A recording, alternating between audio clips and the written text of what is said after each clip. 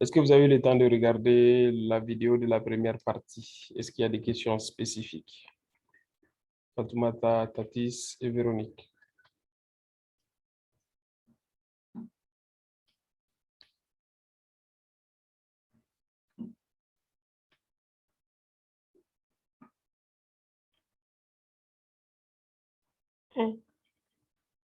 Donc, il n'y a pas de questions. Je peux continuer.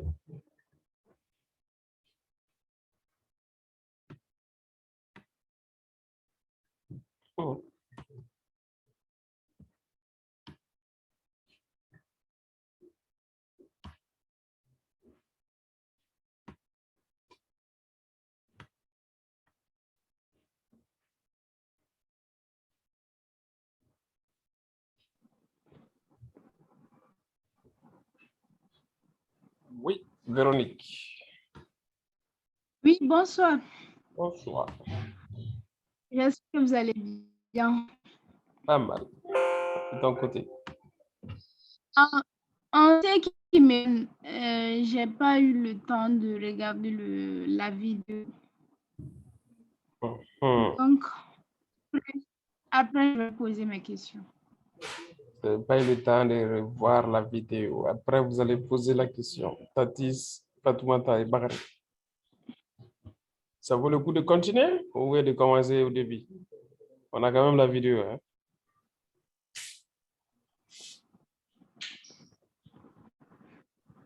Oui, celui qui veut Bon. prendre la parole.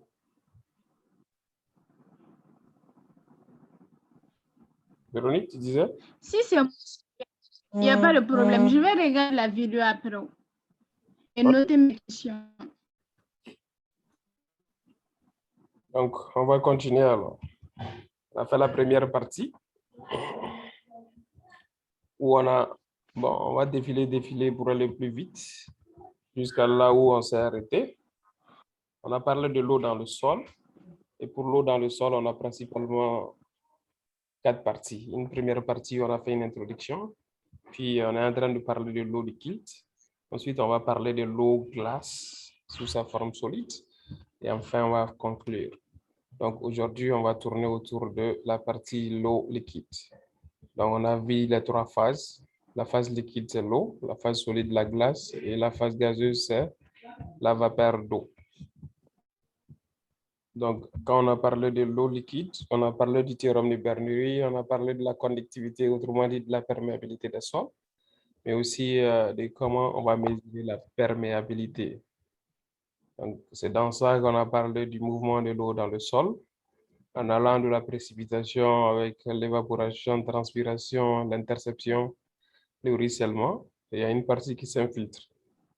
Quand ça s'infiltre, on a 2 parties. Une partie qui est insaturée avec l'existence de 3 phases et une partie qui est saturée en bas de la nappe phréatique. Et entre les deux, il y a la zone, la frange capillaire. Quand on est en bas de la nappe phréatique, l'écoulement est saturé. Quand on est en haut de la nappe phréatique, l'écoulement est non saturé. On a parlé de l'écoulement, les conséquences que cela puisse avoir sur nos structures. On a maintenant parlé de théorème de Bernoulli, de la remontée capillaire et de la pression interstitielle. Charge totale égale à charge de pression plus charge de pesanteur, autrement dit la charge due à l'élévation, plus la charge cinétique liée à la vitesse.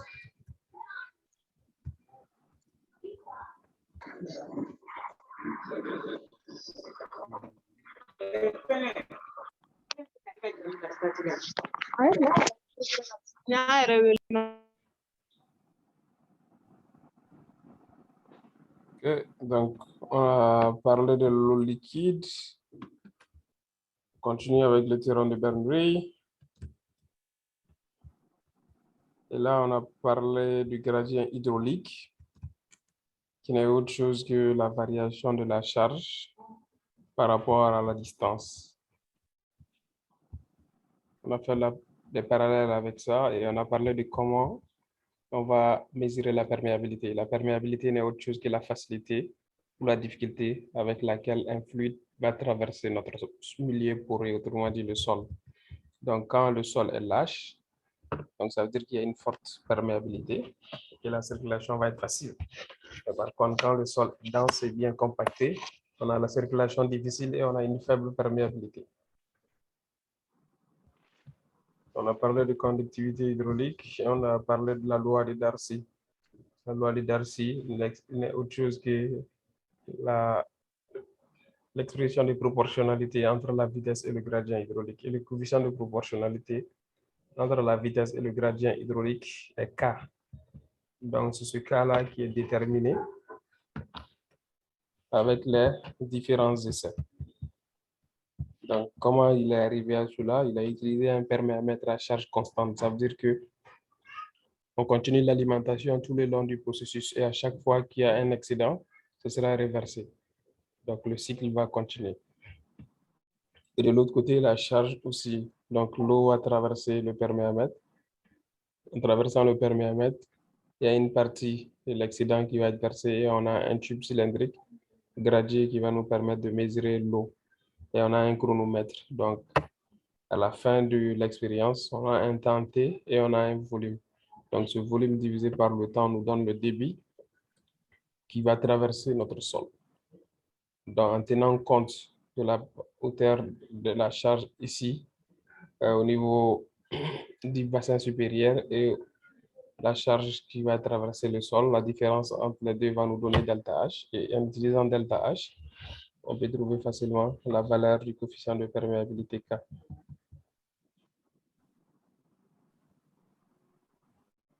Donc, plusieurs facteurs vont impacter, notamment la granulométrie, la densité, l'indice de vide, la proportion de vide, surtout la température, parce que la température joue sur l'eau et sa facilité d'être dans l'état solide ou l'état liquide pour pouvoir traverser le sol. La présence de fissures, quand on a une grande présence de fissures, ça veut dire qu'il va y avoir une forte probabilité de se laisser traverser par l'eau. Donc, on a vu le cas de fissure et de la granulométrie, où plus le sol il est grossier, plus son coefficient de perméabilité est élevé, plus il est fin, plus son coefficient de perméabilité est faible. La densité, une fois qu'on augmente la densité, ça va entraîner une diminution des vides. Une diminution des vides va jouer sur le coefficient de perméabilité qui va diminuer aussi. L'indice de vide, pareil. La proportion des grains, plus le sol est fin, moins il devient facile à traverser par l'eau. Donc, la présence d'une forte quantité de sol fin va jouer. La température, la viscosité du liquide dépend de la température. Et la présence de fissures dans le sol peut aussi nous donner une forte possibilité pour l'eau de traverser notre sol. Donc, quand on a fini avec la première partie, la seconde partie, on a parlé des équations empiriques pour prédire les coefficients de perméabilité. Quand on est dans le cas du sable uniforme, en ce moment, on peut utiliser la formule K égale à 10 D10 au carré, donc l'équation de Hazen-Williams. Et quand on est avec le sable qui est compacté, en ce moment, on peut dire K égale à 3,5 D15 au carré. De 10, c'est le diamètre correspondant à 10% de passants. De 15, le diamètre correspondant à 15% de passants. Donc, avec ces deux formules empiriques, la valeur qu'on va trouver de K va être en millimètres par seconde. Monsieur, Oui. millimètres par seconde. Le K. Le seconde, ça vient de... Le coefficient de perméabilité. Pour les différentes valeurs ici, car l'unité de K, c'est 1.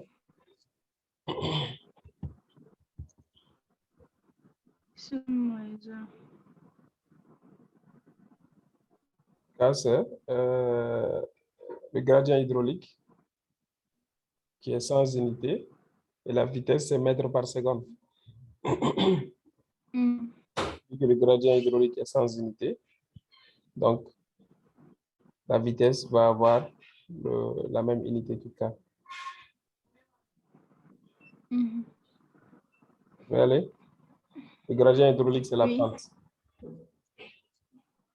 Ok. Donc, quand on a un sable dense ou bien compacté, là, en ce moment, on utilise la formule et on va avoir K en millimètres par seconde.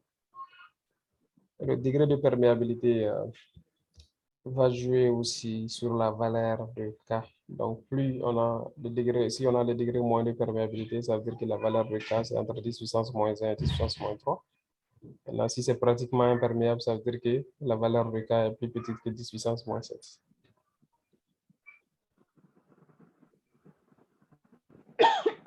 Donc, voilà tout ce qu'on avait dit dans l'autre vidéo. Tatis, Véronique. Monsieur, Oui. et que dit le théorème de Bernoulli? Théorème de Bernoulli. On revient là-dessus.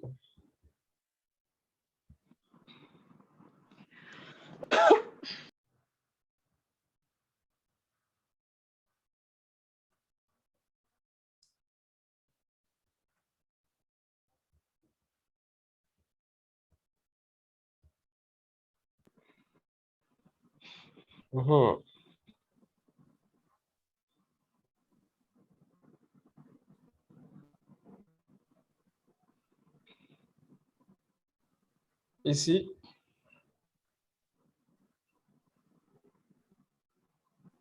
la hauteur totale, la charge totale est égale à la somme des charges liées à la pression, à la hauteur de charge liée à l'élévation et à la hauteur de charge liée à la vitesse. Donc, quand on a ici l'écoulement, ça va se faire de la charge la plus forte vers la charge la plus faible. Et pour pouvoir déterminer cette charge totale, ce sera la charge liée à l'élévation. Ça va être lié à la charge liée à la vitesse, mais aussi la charge liée à la pression de l'eau au niveau des conduites. Pardon. La vitesse d'écoulement au niveau de notre circuit, ça c'est la vitesse, la charge cinétique. La charge de pression, on a une charge au niveau de la pression d'écoulement de notre sol, de l'eau dans notre sol va avoir une pression et cette pression-là va accentuer une charge, mais aussi il y a une charge de pesanteur. Donc la charge hydraulique en un point donné est autre chose que la somme de l'ensemble de ces charges-là. Donc maintenant, quand on dit que l'écoulement va se faire d'un point A à un point B, ça veut dire que la charge totale au point A est plus grande que la charge totale au point B. Donc, le théorème de Bernoulli nous permet d'avoir cette charge hydraulique totale en n'importe quel point en tenant compte de ces trois composantes.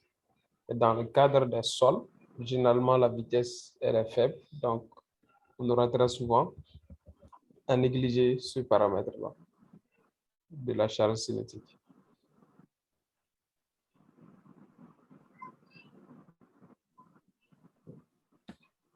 C'est clair, Véronique?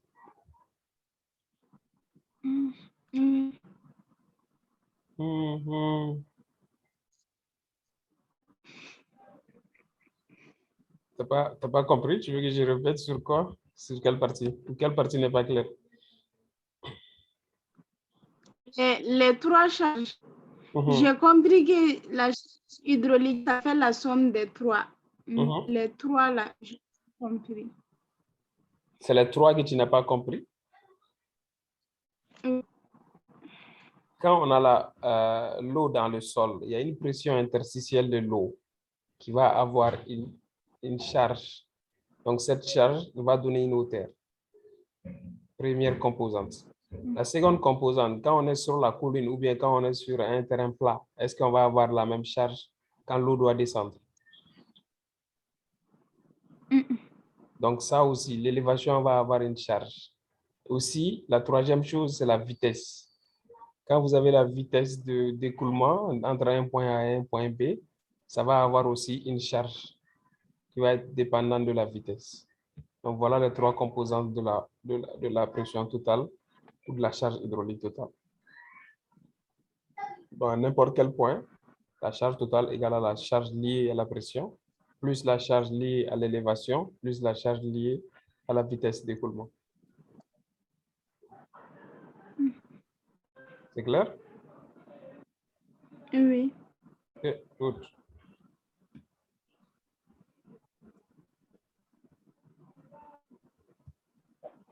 Baptiste, ça va jusqu'ici ou bien tu es sur le chantier?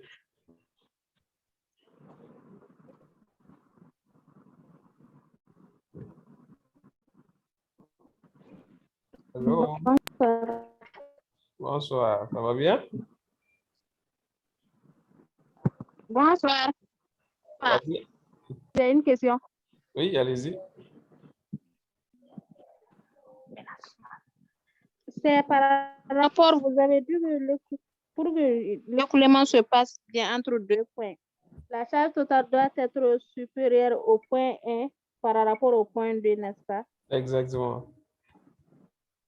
Et dans le cas contraire, s'il y a des conséquences? Bon, si la charge est plus forte au niveau de votre point exit, ça veut dire que l'eau, au lieu de sortir de votre site, va retourner sur votre site. Donc, l'inondation qui va s'en suivre, par exemple. Quand vous voulez faire le drainage, il va falloir que la charge totale au niveau de votre site soit... Il va falloir que la charge totale au niveau de votre site soit plus grande que la charge au niveau de l'exutoire pour que l'eau puisse être drainée ailleurs. Dans le cas contraire, l'eau va juste revenir sur votre site. Ça, c'est un exemple palpable, par exemple. Ok, je comprends. C'est bon? Oui, c'est bon. OK, good. Donc là, on va essayer maintenant de continuer. Mesure de la perméabilité. Pour mesurer la perméabilité, on peut le faire au laboratoire ou bien on peut le faire sur le terrain.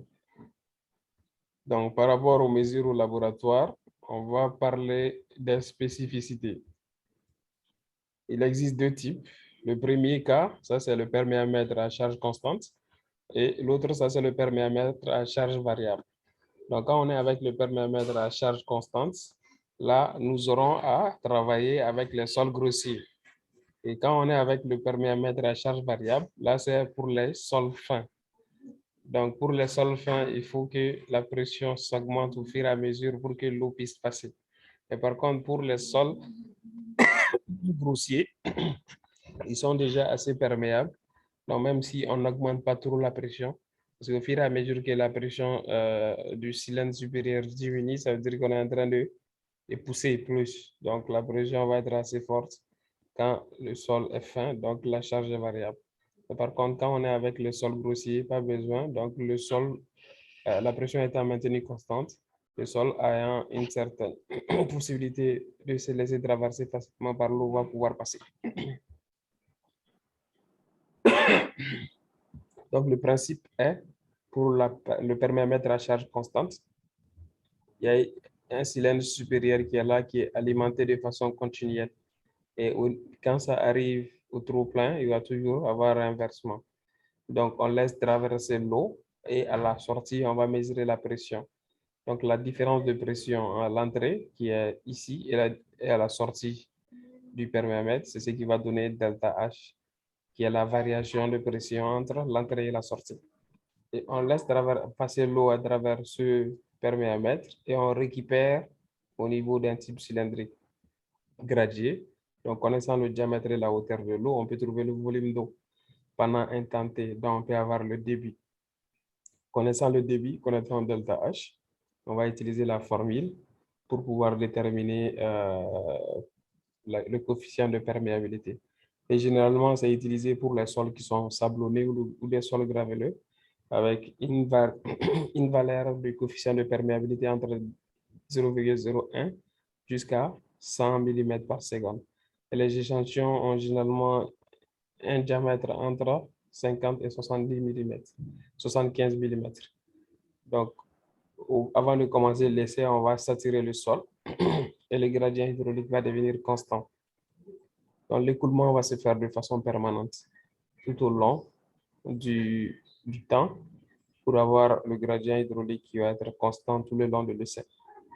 Donc, une fois qu'on a eu ces éléments, K n'est autre chose que le débit multiplié par la longueur ou la hauteur de l'échantillon divisé par l'aire de la section multiplié par la variation delta H. Donc, on sait que la vitesse V,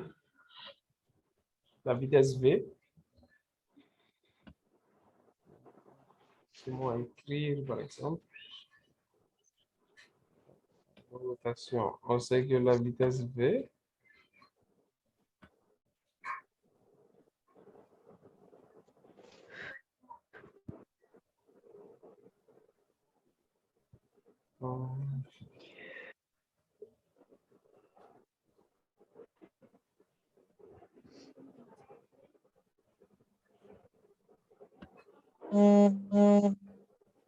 on sait que la vitesse V égale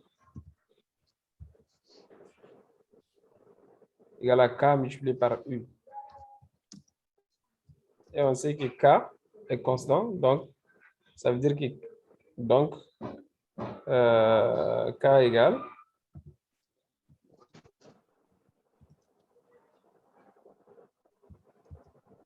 à V divisé par I. Donc, V n'est autre chose que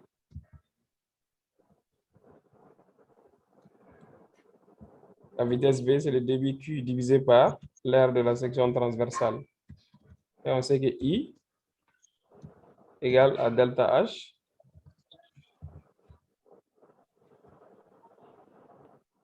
divisé par la distance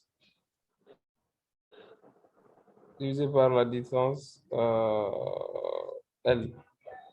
Donc, vous voyez finalement I avec delta H. Donc, delta H va rester au dénominateur comme ce que vous avez ici.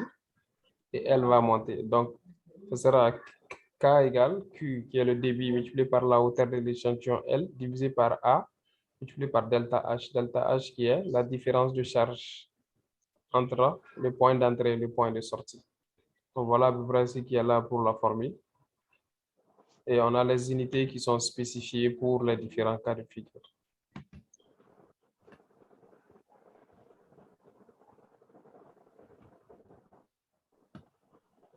Donc là, connaissant ces informations, on peut facilement faire le calcul de la valeur de K ici. Des questions?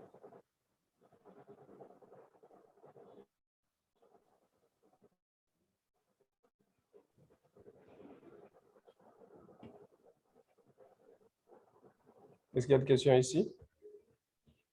Donc ici, Monsieur, le L. L, c'est la hauteur de l'échantillon.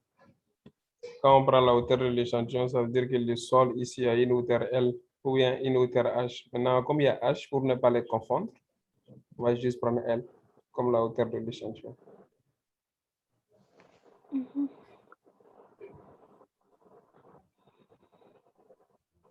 Donc ici, on nous a donné un échantillon qui est placé dans un perméamètre à charge constante de diamètre 7. Donc quand on a le diamètre, on peut déterminer la surface.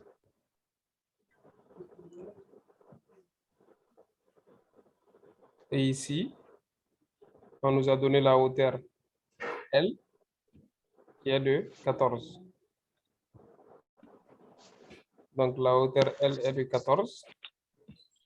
Et on nous a dit ici qu'il y a un volume de 320 cm3 qui a traversé pendant un temps T de 3h22.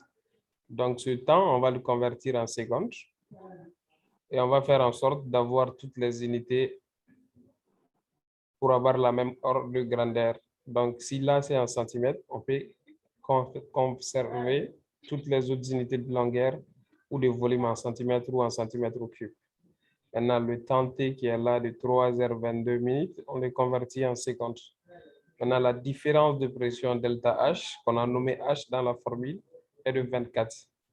Donc, en prenant en compte ces informations, on peut facilement faire le calcul. Ils nous ont donné le volume V. Donc, on va juste prendre la formule ici. On va plotter au niveau de l'exercice suivant. Donc là, on va avoir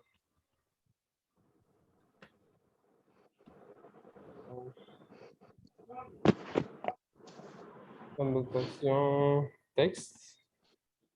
Donc, on va chercher K. Donc, K va être égal. La formule, c'est QL. Q, c'est le volume. Donc, ça va être 320 multiplié par la hauteur H, c'est 14 cm. N'est-ce pas? Divisé Est-ce par que ça va diviser par H? delta H. Delta H. Delta H, c'est 24 ici, la différence de charge. L, c'est la hauteur de l'échantillon. Comme la hauteur de l'échantillon est de 14 ici. Donc, ce sera 320 multiplié par la hauteur de l'échantillon, divisé par H, 24. 24, multiplié par l'air de maintenant. L'air, ça va faire pi, ça fait 3,14.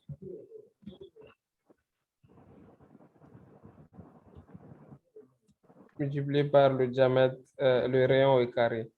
Donc, le diamètre étant de 7,30, donc le rayon va être égal à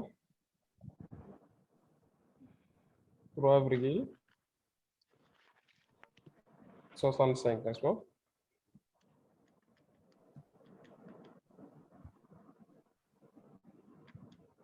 Oui. Multiplié par 3,65 encore.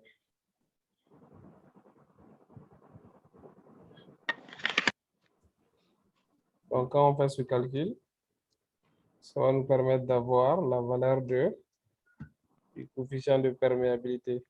Et on a oublié un facteur, ça c'est le temps. Donc, le temps, on va le prendre et convertir en secondes. Convertissez 3h22 minutes en secondes, ça donne combien?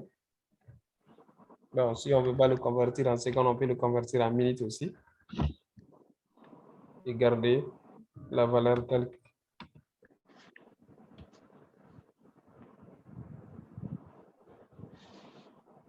Donc là, on a QI, ça fait 320 multiplié par L14 divisé par delta H, ça fait 24 multiplié par l'air, ça fait pi r au carré multiplié par le temps. Le temps, c'est 322. Qu'est-ce qui se passe?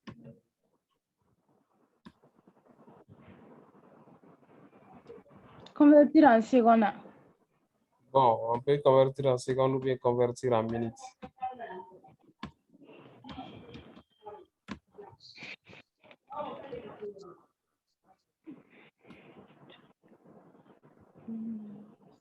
Donc, 3 heures déjà, ça fait 180 minutes, n'est-ce pas?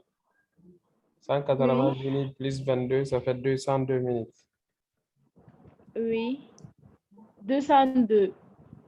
C'est ça.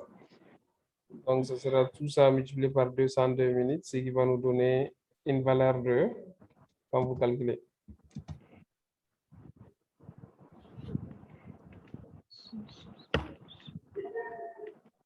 Vous avez trouvé quoi comme valeur?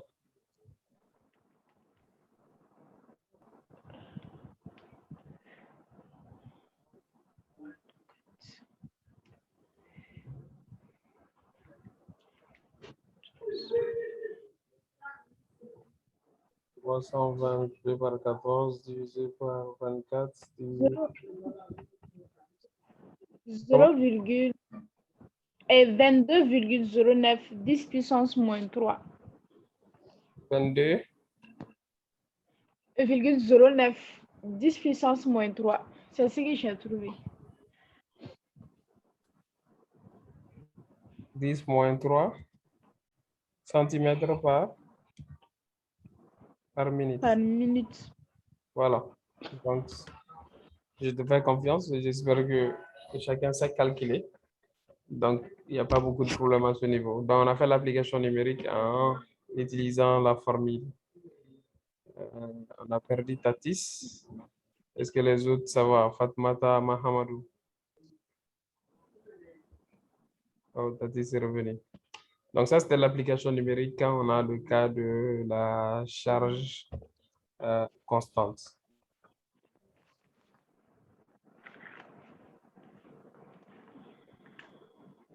Question?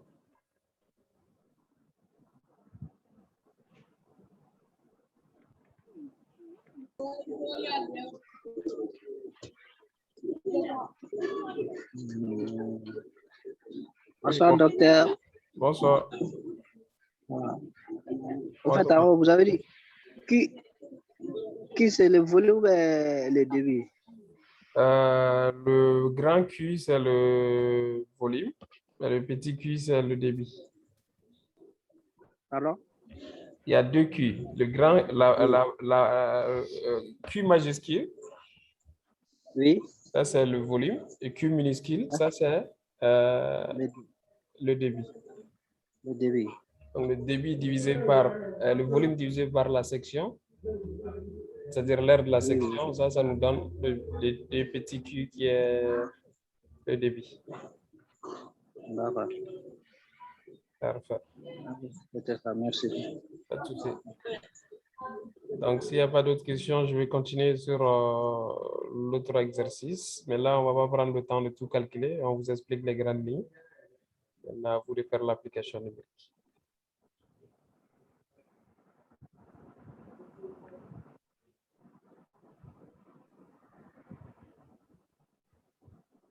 OK, donc je continue s'il n'y a pas de questions là. Maintenant, quand on est avec la charge variable, pour mesurer pour la charge variable, généralement, le sol est fin. On a du sol qui est soit argilé ou silté.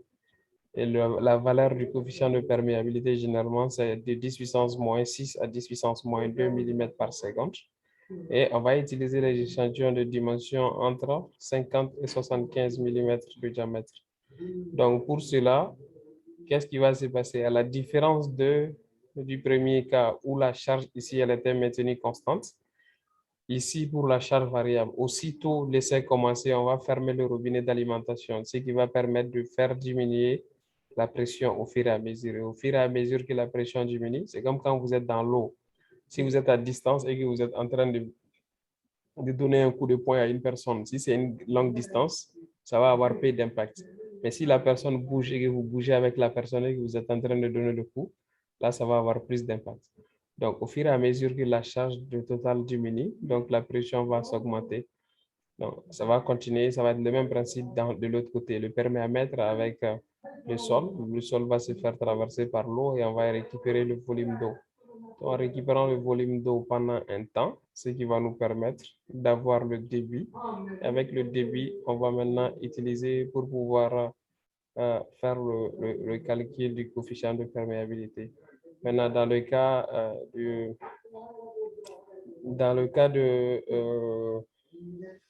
du sol pour l'essai à charge variable, la formule, ça va être 2.3 A divisé par grand A. Grand A, ça c'est l'aire de la section transversale. Maintenant, petit a, ça c'est l'aire du tube qui va nous permettre de faire la variation de la charge au niveau du cylindre supérieur. Donc, la pression va dépendre du diamètre aussi du tube qui va faire l'alimentation au niveau du cylindre supérieur. C'est pourquoi on a la petite section A qui est l'aire de la section du tube au niveau de l'alimentation supérieure, et grand A qui est l'aire de la section transversale au niveau du cylindre contenant le sol, L qui est la hauteur du sol, T pendant le temps, et H0. Initialement, on était à H0 là, en termes de hauteur. Et à la fin, on va arriver à H1. Donc, logarithme de H0 sur H1. Donc là, c'est la formule quand on a affaire avec la charge variable. Maintenant, pour déterminer, on peut essayer de faire la représentation graphique pour avoir une idée. Donc, ce coefficient de proportionnalité K là, ça peut être fonction de A, qui est l'aire de la section du tube d'alimentation, divisé par grand A, l'aire de la section transversale, multiplié par L, qui est la hauteur de l'échantillon. Le temps final moins le temps initial, ce qui va donner delta T. ln2, la hauteur initiale divisée par la hauteur finale. Donc, si on est avec ln, il n'y a pas 2.3. Mais quand on est avec logarithme à base 10, là, il faut mettre 2.3. Donc, les deux formules vont donner exactement le même résultat. Il faut juste préciser celle que vous voulez utiliser et l'appliquer en conséquence. Donc, le temps au niveau initial, ça c'est T1, et le T2 au niveau de la hauteur H2. Donc, la différence entre T2 et T1 va nous permettre d'avoir delta T. Et A est donné généralement, ça c'est l'aire de la section, avec le cylindre supérieur pour le type d'alimentation. Et petit grand A, ça c'est l'aire de la section du tube qui contient le sol. Donc voilà ce qui est expliqué. Initialement, à T1, on était à H1. À T2, la hauteur a diminué, on est venu à H2. Donc delta H, ça va être H1 moins H2. Mais on n'a pas besoin de ça ici. Ça va être H1 en logarithme divisé par H2. Donc, c'est la formule qui change. Et le principe, c'est que nous allons avoir une variation de la hauteur totale. Des questions? Monsieur. Monsieur. Oui. C'est de l'eau qu'on est en train de mettre dans le tube là. Oui, on est en train de mettre l'eau qui va traverser notre sol. Le sol aussi contient de l'eau. Oui, on va saturer le sol au début de l'essai pour permettre d'avoir le gradient constant au départ.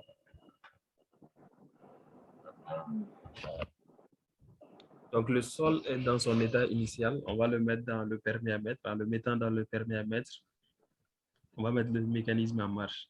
En mettant le mécanisme en marche, ça va permettre de saturer l'eau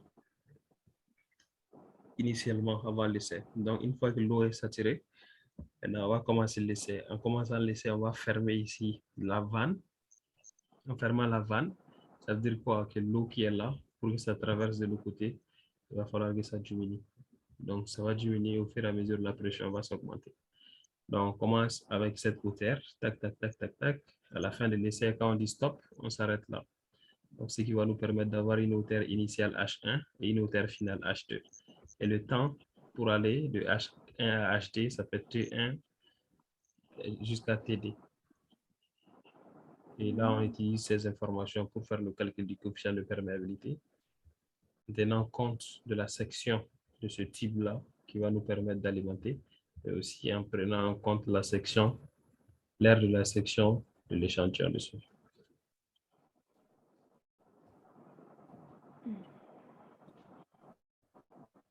Ça va? Oui. OK, good. Donc, je vais continuer. Donc, l'exercice qui est là, c'est exactement ce qui est donné là-bas. Ils nous ont donné toutes les informations. La hauteur de l'échantillon est de 8 cm, donc L égale à 8 cm.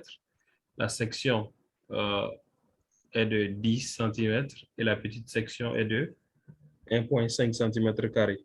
Donc, petit a, 1,5 cm², grand A, 10 cm². Maintenant, la hauteur initiale de l'eau était à 100, donc H1 égale à 100.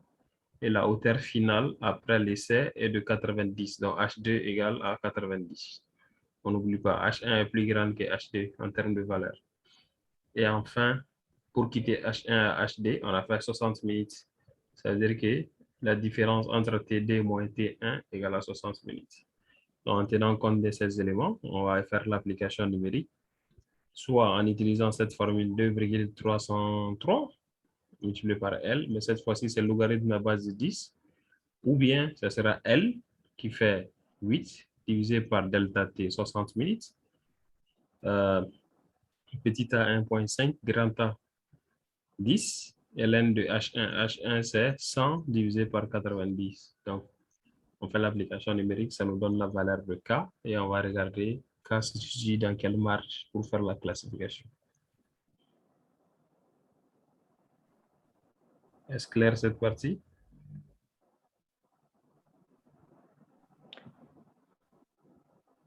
Oui. Parfait. Donc, s'il n'y a pas de questions sur ça, on va continuer.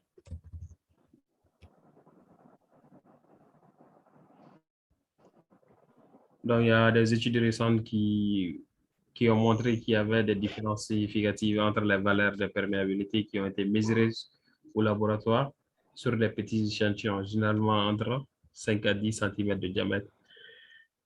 Par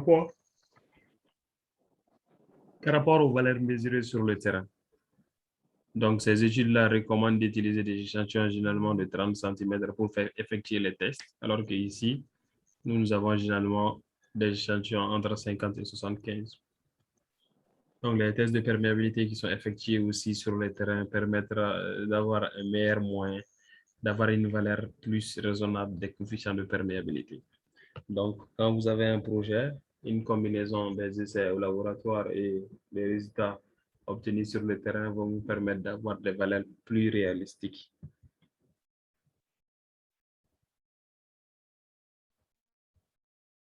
Alors, sur le terrain, comment ça se passe? Sur le terrain, comment ça se passe? On a un test qu'on peut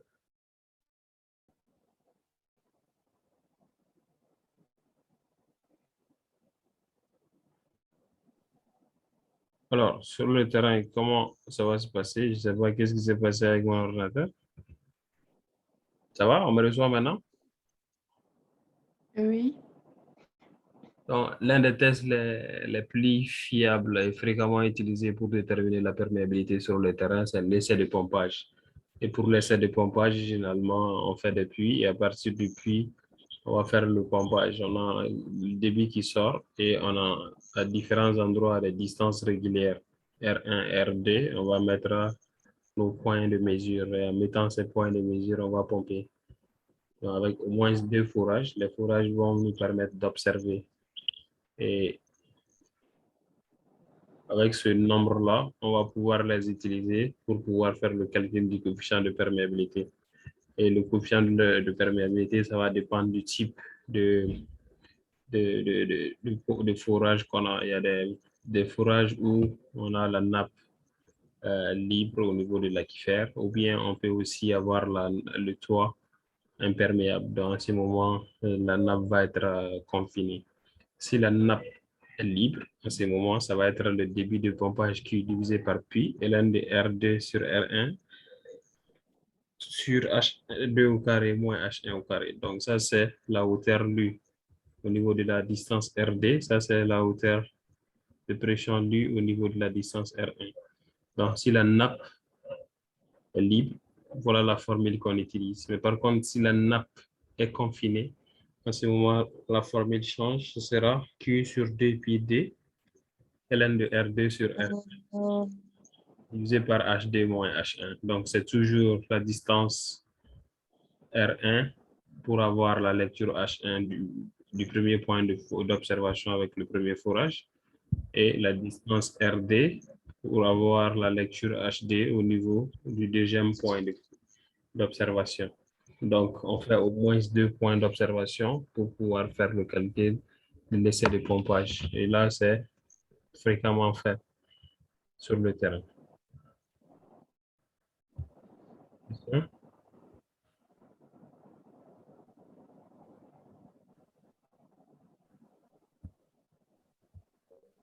OK.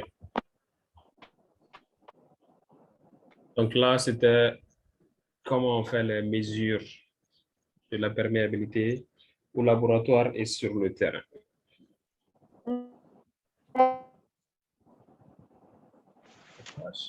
Il y a une question?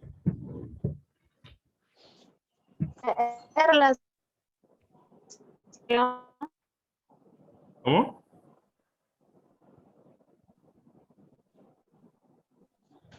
Il y a du mal à vous entendre.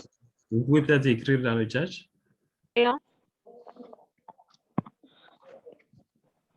Vous pouvez écrire peut-être dans le chat si le son ne passe pas. Oui, Tatis. Monsieur, Oui? vous avez dit qu'on creuse un puits après 2 forages. C'est à partir du puits qu'on creuse ces forages-là. Non, ici, on a notre puits qui est là. Et à partir de ce puits-là qu'on fait le pompage. Et en faisant le pompage, on a des points d'observation. On creuse ici, on creuse là. Et au fur et à mesure qu'on est en train de pomper, on va avoir une idée de comment la nappe va bouger entre ces deux éléments. Donc, la hauteur lue au niveau de ce point de forage. Et si au lieu de monter, si ça baisse. Il baisse de là à là. Oh. Oui, ça, c'est pas un problème. On va tenir compte dans le calcul. Et à partir de ce calcul-là, ça nous donne une idée de la valeur. Vous voyez qu'en bas, on a H1 au carré moins H2 au carré. Mm-hmm. Donc, à partir de là, ça nous donne une idée du comportement du coefficient de notre sol.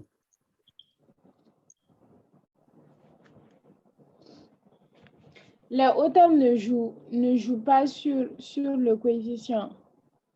La position va jouer et les hauteurs vont dépendre et de la position et de comment le sol se comporte pour se laisser traverser par l'eau.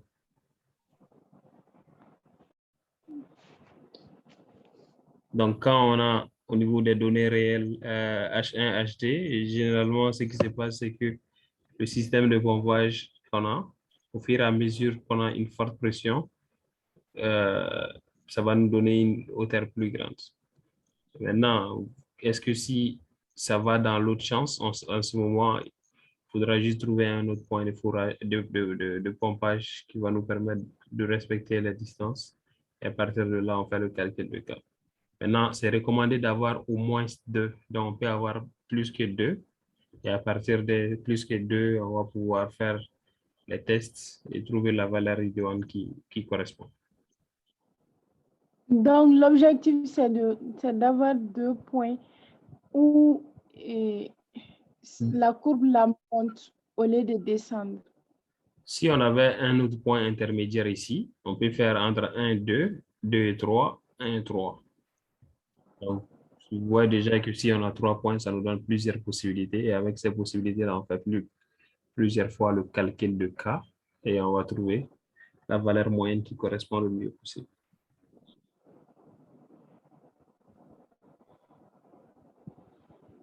C'est clair? Mm-hmm. Maintenant, Tatis, la distance, le R, c'est la distance entre notre puits où on va faire le pompage et les points de sondage. Donc, la distance entre le puits et le premier point, ça fait R1. Et la distance entre le puits et le deuxième point, ça fait R2.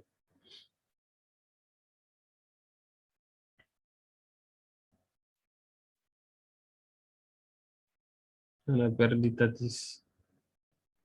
D'accord, donc je continue.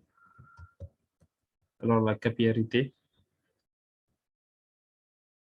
Quand on regarde l'eau dans le sol, on a les différentes parties, on a le processus de percolation, l'eau retenue en surface va avoir, l'eau peut être en suspension à cause des forces capillaires. Ces forces capillaires-là peuvent jouer avec le processus de remontée.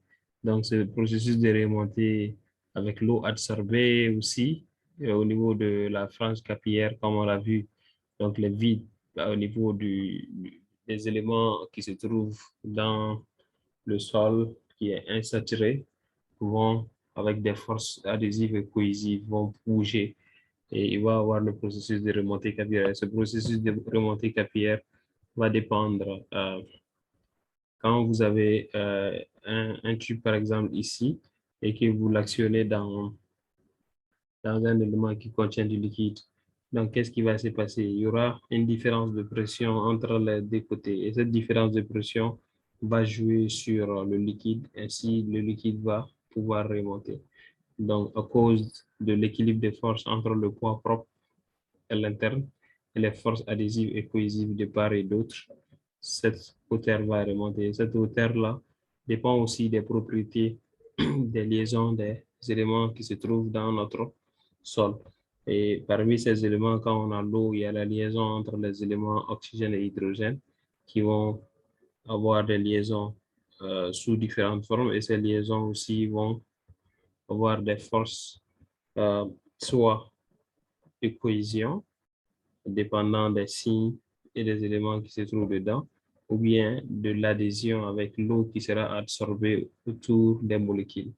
Donc, ces forces-là vont jouer et au niveau de l'équilibre dans notre tube capillaire, donc on peut avoir la tension au niveau du tube et il y a un ménisque qui va se former. Et à partir de ce ménisque-là, on va avoir le poids propre qui va se diriger vers le bas et on va avoir les tensions de surface qui vont maintenir l'équilibre pour le point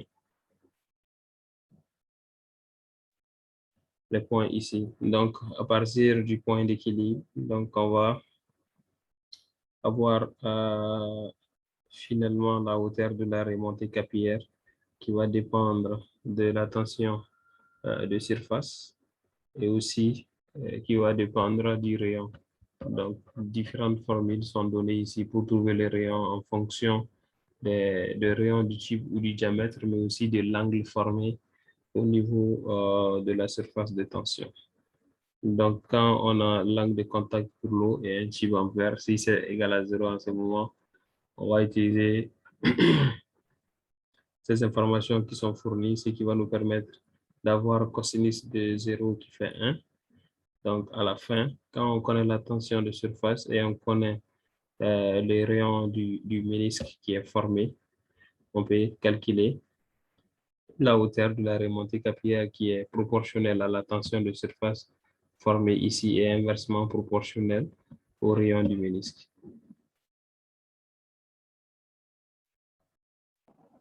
On m'entend plus?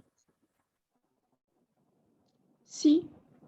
Ok, bon, je pense que le problème était du côté de Tatis.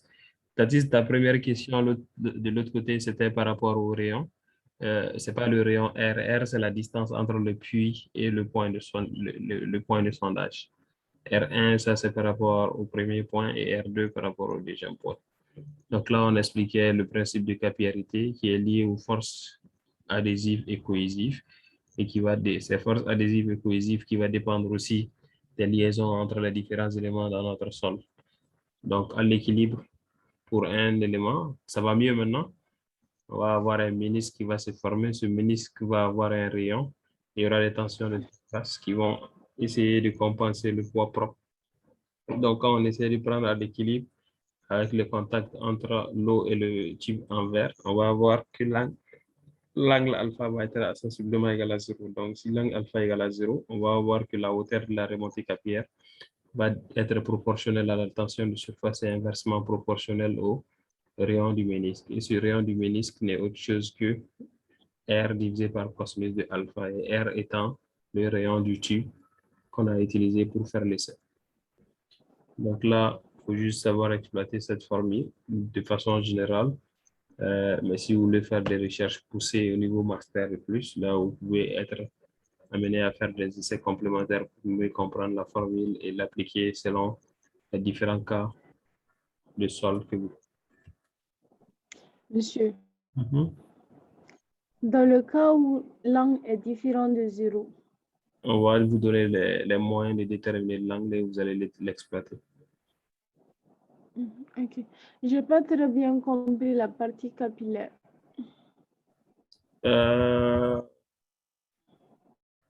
Ici. Non, pas en haut. Ici. En haut de ça. Ici, le phénomène de capillarité. Bon, ici, on a donné les différentes phases. Quand on a parlé de remontée capillaire, qu'est-ce qu'on a dit? Ici, on a le sol qui se trouve dans un état insaturé. Ça veut dire quoi? Il y a les vides, il y a l'eau, il y a les grains solides. Et ici, le sol se trouve dans un état qui est saturé. Donc, quand vous mettez un tube, un chiffon dans l'eau, qu'est-ce qui va se passer? Ça va aspirer de l'eau. Ça va aspirer de l'eau, exactement. C'est le même processus. Et comment ça va aspirer? Parce qu'il y a des forces cohésives et des forces adhésives qui vont mettre des pressions. Et avec la différence de pression entre les différentes limites de votre chiffon, donc l'eau va monter. Donc, cette pression qui permet à l'eau de monter, c'est ce qu'on appelle les forces adhésives qui vont permettre de faire l'adhésion tout autour, ou bien des forces cohésives qui vont permettre d'avoir des forces de cohésion entre les différents éléments du sol et ça pousse. Donc, les vides qui sont là-haut vont être sujets de remontées capillaires. Et ces remontées capillaires vont se faire à travers ces pores-là. C'est ce qu'on expliquait ici. Oh, et la partie qui suit ça? Comment? Oui, la partie qui c'est un exemple qu'on a donné. On a dit, par exemple, voilà un système qui contient de l'eau et on met un tube dedans. Qu'est-ce qui va se passer? C'est comme le même principe que le chiffon. Il y a en mettant déjà le tube dans le liquide, il y a des forces d'adhésion qui vont permettre à l'eau d'être tout autour du tube. Il y a aussi des forces de cohésion avec les différents éléments présents dans le sol. Ces forces de cohésion sont principalement liées au type de liaison qu'on a ici. Liaison entre oxygène et hydrogène, ou bien liaison entre les différentes molécules d'eau pour la cohésion. Donc, quand on est avec l'adhésion, ça va se faire tout autour, mais quand on est avec la cohésion, ça sera entre les différentes molécules d'eau. Donc, ces forces de pression vont nous permettre ici d'avoir une différence de pression entre les différents côtés de notre tube et vont pousser l'eau à monter tout le long du tube. Donc, dépendant du diamètre aussi du tube, ça va jouer.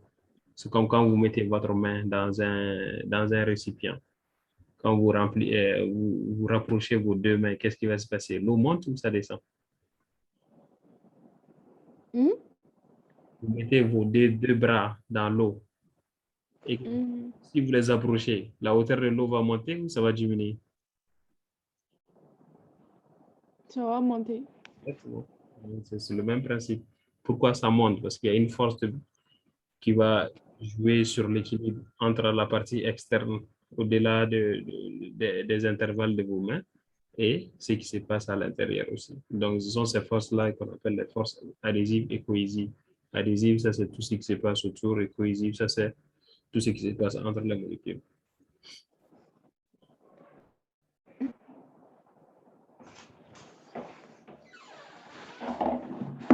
Bon. Ah, vous sonnez là. Oui, c'est bon. OK.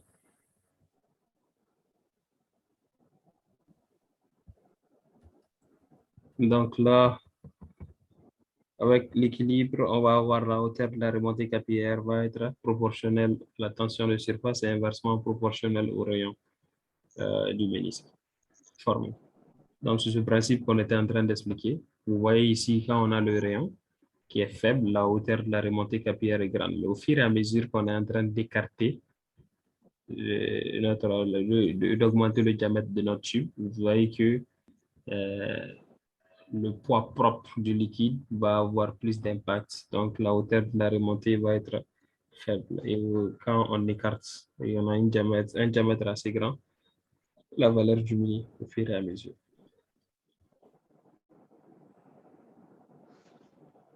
Donc, en utilisant, ça c'est aussi une autre manière d'utiliser les informations des forces cohésives.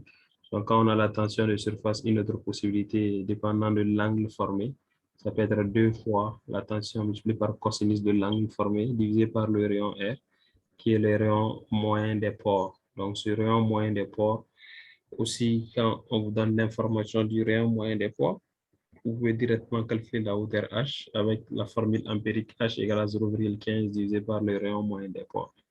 Donc, une fois que vous avez fait des essais, que vous avez une idée de la porosité ou du rayon moyen de pores de votre sol, donc vous pouvez aussi l'utiliser pour les pores fins afin de savoir quelle est l'eau qui peut être retenue et l'énergie dégagée. Donc, avec ces informations, vous avez H qui est égal à 0,15 divisé par ce rayon moyen. Donc, ça, c'est une autre formule pour avoir H et une autre formule ici pour avoir H. Si vous avez l'information par rapport à la tension de surface, à l'angle formé, mais aussi au rayon. Monsieur, ce petit air qui est à gauche, ça aussi, c'est le rayon moyen. Oui, là, c'est une formule simplifiée de celle-là, dépendant du cas spécifique qu'on a. Donc, il y a plusieurs formules empiriques, mais qui ne sont pas appliquées dans tous les cas. Donc, dépendant du cas pratique que vous avez, vous pouvez exploiter l'une ou l'autre des formules.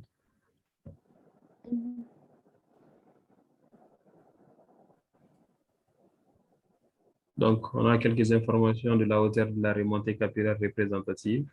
Quand on a le gravier fin, la variance est entre 0,02 jusqu'à 0,1. Quand on a le sable grossier, c'est environ 0,15. Quand on a le sable fin, entre 0,3 jusqu'à 1. Quand on a le silt, c'est entre 1 et 10. Et quand on a l'argile, c'est entre 10 et 30. Donc, vous voyez, plus le sol il est fin, plus sa hauteur de la remontée capillaire est grande. Donc, ça veut dire que la dimension des pores va être petite et en conséquence, la hauteur elle est grande.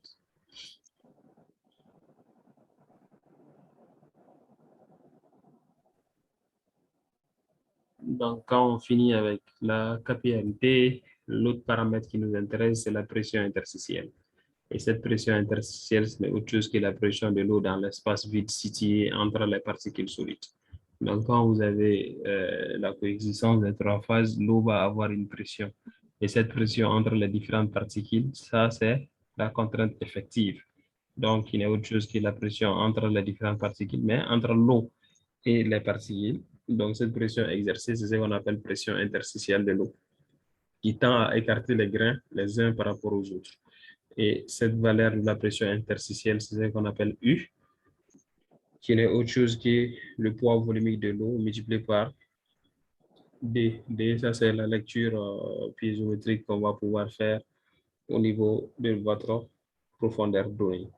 Donc, à chaque fois que vous avez l'information de la hauteur d'eau de la colonne d'eau multipliée par le poids volumique de l'eau, ça vous permettra d'avoir une idée. Donc, ici, quand on a le niveau de la nappe phréatique ici, ça veut dire que le niveau 0 est là. Et quand on a une profondeur P et H pour arriver au point P, en ce moment, pour avoir la pression interstitielle au point P, ça serait égal à gamma, qui est le poids volumique de l'eau, 981, multiplié par la hauteur de cette colonne au niveau du point P, ce qui fait H. Donc, en multipliant H par le poids volumique de l'eau, ça nous donne une idée de la pression interstitielle de l'eau. Donc, voilà un profil qu'on a ici. Le niveau de la nappe est ici au point A. Là, on a 2 mètres au-dessus, 4 mètres pour arriver à B, 3 mètres pour arriver à C et 13 mètres pour arriver à D. Donc, on nous demande de calculer la pression interstitielle au point A, B, C et D. Quand on est au niveau du point A, on est à 0 mètre, on est au niveau de la nappe, ce qui fait 0 mètre, multiplié par 10 kN par mètre au cube. Quelqu'un peut prendre 9,81, ça pose pas de problème.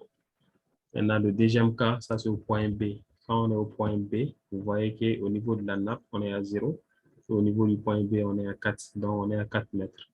Quand on est au niveau du point C, la distance de la nappe au point C, ça fait 7 mètres. Et quand on est au niveau du point D, la nappe, ça fait 20 mètres.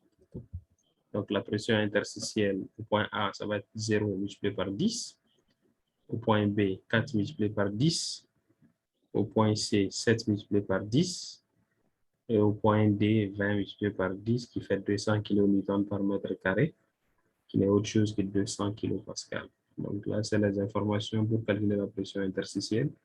Et à partir de ces éléments, vous allez pouvoir faire le calcul des autres paramètres, la contrainte totale, de la contrainte effective et des autres. Monsieur. Oui. les 10 kilonewtons par mètre cube. C'est quoi? C'est le poids volumique de l'eau. Le poids volumique de l'eau, c'est 9,81. Dans d'autres cas, les gens peuvent juste arrondir et prendre 10 kilonewtons par mètre cube.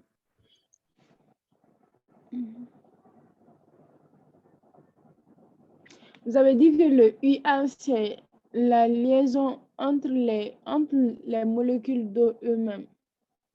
C'est la pression que l'eau va exercer sur les particules. L'eau va exercer une pression sur les particules pour essayer de les éloigner. Vous voyez les différentes particules en jaune? L'eau va avoir une pression sur ces particules-là pour les écarter. C'est ce qu'on appelle pression interstitielle de l'eau. Donc, la pression exercée par l'eau sur les particules solides. C'est-à-dire l'oxygène et puis l'hydrogène. Oui, l'oxygène et l'hydrogène sont dans l'eau. D'autres molécules différentes de ça? Non, quand on a le sol, dans le sol, il y a le grain solide, il y a l'eau et il y a le vide. Ceux qui sont en jaune, ça c'est les grains solides. Ce n'est pas l'oxygène, l'hydrogène. C'est dans l'eau qui prend l'oxygène, l'hydrogène. Bon? Oui. Okay. Donc, c'est la pression exercée par l'eau sur les grains solides des sols. Donc, voilà les calculs qui vont nous permettre de continuer aussi au niveau du prochain cours, si on parvient à le faire, qu'on appelle mécanique des sols 1, où on va parler de tassement et beaucoup d'autres choses. On a eu du mal déjà à finir ce cours et on est à 3 personnes. Je suppose que les autres vont avoir le temps de lire.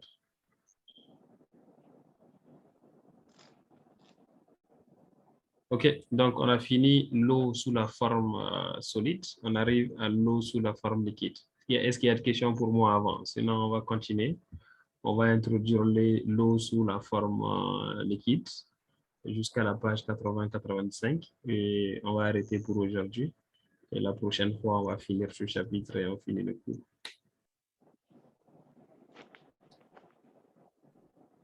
Question pour moi? OK.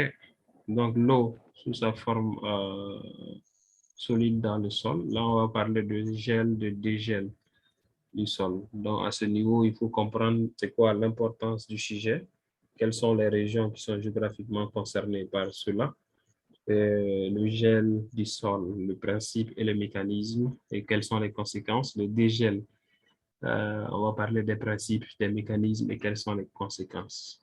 Dans le processus de gel et de dégel, avec le facteur d'avoir de l'eau solide dans le sol est très important, non seulement pour la conception des routes, mais aussi des pistes d'atterrissage. Quand on est dans les zones qui sont froides, il y a la stabilité des pentes aussi au niveau dans le pierre du sol, où on a une caractérisation avec le sol qui va être glacé ou gelé pendant la période froide. Et quand il y a une forte chaleur, ça va se dégeler et se comporter avec les 3 phases. Donc, la conception des fondations au niveau de ces sols-là doit tenir compte de ces spécificités. Et en génie civil, quand vous êtes dans une zone qui a cette caractéristique de se transformer en élément solide pendant la période fraîche, et une partie s'est transformée en liquide pendant la période chaude, il faut que ça tienne la conception des infrastructures routières et surtout des bâtiments puissent tenir compte de ces éléments. Et avec le processus de réchauffement du climat, vous allez voir que ce changement de phase entre le sol gelé et le sol dégelé va aussi être courant, ce qui va aussi souvent nous amener à des instabilités et au glissement de terrain. Donc, il faudra bien comprendre votre sol sur votre site et ça va vous permettre de réduire les conséquences. Et parmi les régions froides du globe, vous pouvez voir les différentes parties. Et quand on est vers la Russie, un peu les États-Unis, au Canada, On a très souvent ces sols-là. Et ils peuvent souvent être dans les phases permafrost pendant plus de 180 jours de façon générale par an. Et ils ont une température en deçà de la température de congélation pendant une longue période aussi. Donc, ces conséquences vont jouer sur les ouvrages. C'est pourquoi ils ont des entretiens réguliers pour leur infrastructure routière. Donc, quand on va parler de gel du sol, on va regarder un profil de sol gelé. Ensuite, parler des principes. Et on va parler aussi de la ségrégation de la glace. Quand il y a une partie de l'eau et de la glace et qu'il y a la remontée qui continue avec cette migration de l'eau, et dépendant de la source d'alimentation. Donc, il y aura à avoir la glace formée au niveau d'une phase qui va être ségrégée. Et une fois ségrégée, ça va continuer son processus. Son processus de gel jusqu'à arriver au gonflement et on va parler de susceptibilité. Donc, quand on prend un profil de sol au niveau d'un site donné qu'on a ici, on a les trois phases. Il y a le sol gelé, il y a la frange de gel et il y a le sol non gelé. Donc, sous l'effet du froid, la pénétration de la glace ou du sol gelé va se faire de façon graduelle de haut vers le bas. Donc, comme vous le voyez ici, ça va se passer au niveau supérieur au fur et à mesure que le processus continue. La frange de gel va se déplacer dans le sol. Donc, on a trois phases. La partie, on a le sol gelé en haut. Il y a la frange de gel où on a le sol qui est en train d'être gelé. Mais là, en plus bas, on a le sol qui n'est pas gelé. Donc, avec ces trois phases, on a des différentes images pour les trois phases. Ici, quand le sol est gelé, ça va plus tendre vers ces profils-là. Là, quand on est à une distance de 30 cm de profondeur, c'est ça. Quand on est plus haut, c'est ça. Donc ici, on voit qu'il y a des impuretés et il y a aussi la présence des matières organiques. Mais au fur et à mesure qu'on part en profondeur, le sol gelé va être plus pur. Donc quand on est au niveau de la frange capillaire, c'est ce qui va se passer. Donc c'est comme ce que vous voyez régulièrement avec la glace. Quand c'est gelé, c'est pas gelé. Donc il y a la partie supérieure de la glace est formée, mais à l'intérieur, il y a un peu d'eau dedans. Donc, ce qui est un peu à l'intérieur dedans, en profondeur, c'est l'eau. Mais entre la partie supérieure et l'eau, il y a une partie qui n'est pas aussi solide que ça et qui va tendre vers cette forme.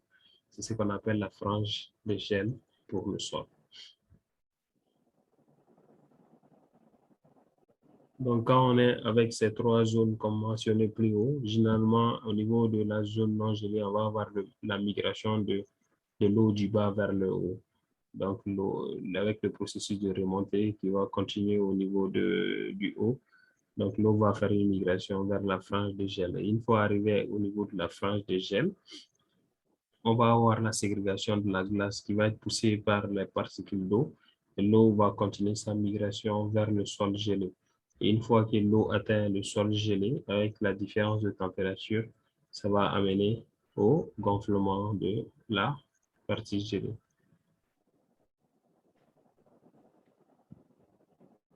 Donc là, on a le profil qui est là avec les différentes phases.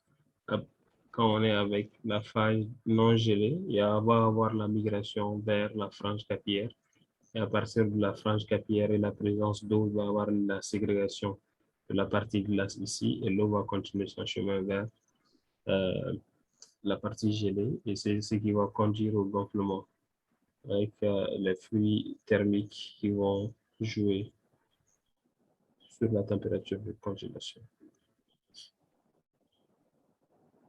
Donc, principalement, trois phénomènes physiques ou trois processus physiques vont se produire. La ségrégation de la glace, la migration de l'eau et le gonflement au gel. Donc, on va voir ça plus en détail au niveau du prochain cours où on va parler des différents processus qui sont là. La ségrégation de la glace, la migration de l'eau et le gonflement au gel. Donc, qui va nous permettre de tendre vers la conclusion du chapitre et parler concrètement de la prochaine étape. S'il y a des questions pour moi sur la partie couverte, je vais prendre. S'il n'y a pas de questions, moi, ma question pour vous, c'est pourquoi on ne voit pas maintenant du monde? Est-ce que les gens sont découragés ou qu'est-ce qui se passe? Monsieur, il est plus facile de construire sur un sol gelé plus que sur un sol non gelé, non? Un sol gelé va avoir une forte résistance, mais le point, c'est que le processus de gel et de dégel, est-ce que ça va continuer longtemps? Parce que quand il y a la variation de la température externe, ça va jouer sur la résistance du sol. C'est plus profitable de bien maîtriser les propriétés de ton sol. Par exemple, si c'est sur des roches, on a une idée claire des changements de phase qui sont limités. Et si c'est un sol qui est permafrost, avec la phase de gel et de dégel, on ne maîtrise pas. Ça dépend de comment sera l'apport d'eau, ça dépend de la température, ça dépend d'autres facteurs externes qui vont jouer sur la stabilité. Aucun de ces sols n'est bon. Donc, aucun de ces sols n'est bon. Que ça soit gelé ou non gelé. Non, non, non. Bon, on peut améliorer les propriétés dépendant de la finalité, mais il y a des zones où tu n'as pas d'autre choix que d'avoir ce type de sol. Donc, il va falloir faire la disposition constructive en tenant compte des propriétés de ton sol. Ok. Parfait. Habib, bienvenue.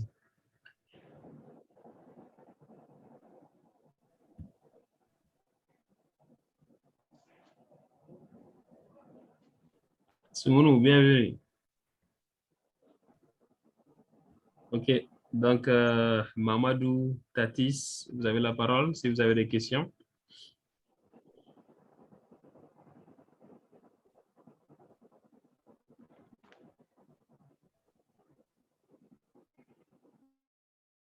Ok, Habib, pas de souci.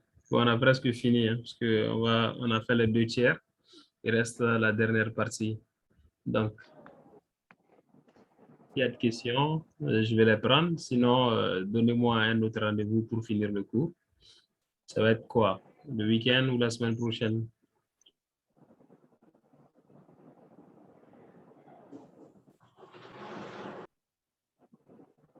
En tout cas, les nuits. Il faut aller à la nuit quoi, pour pouvoir faire ça. Hein? Vous dites la nuit pour faire ça? Oui, 20h30. 20h30. Ok. Est-ce qu'on peut dire dimanche à 20h30? Si ça convient aux autres, ça ne me pose pas de problème quand même. Ok. Les autres, est-ce que vous me recevez? Est-ce qu'on peut se dire dimanche le 17 à 20h30 pour finir le cours? Oui, docteur, ça me convient. Que Dieu nous montre ça. Ok. On va dire à Ada de nous planifier le cours pour finir dimanche à 20h30. S'il n'y a pas de questions pour moi, on va vous souhaiter une bonne nuit. Merci à vous de même. Merci beaucoup. Bon courage. Oui, merci. Hey, docteur. Oui. La question c'est? Soumaré? Et Mamadou?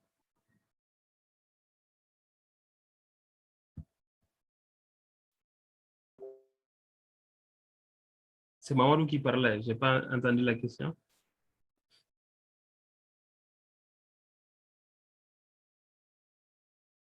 Ok. Donc, je suppose que ça ne parle pas. Vous pouvez aussi écrire sur au niveau du